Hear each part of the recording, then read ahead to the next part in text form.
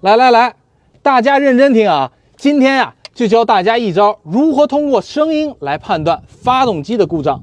敲缸一响，皮带张紧轮一响，高压泵一响 ，CVAD 电磁阀一响，进气凸轮轴轴瓦一响，气门液压挺柱一响，活性碳罐电磁一响，涡轮增压器一响，机油泵一响，活塞销断裂响。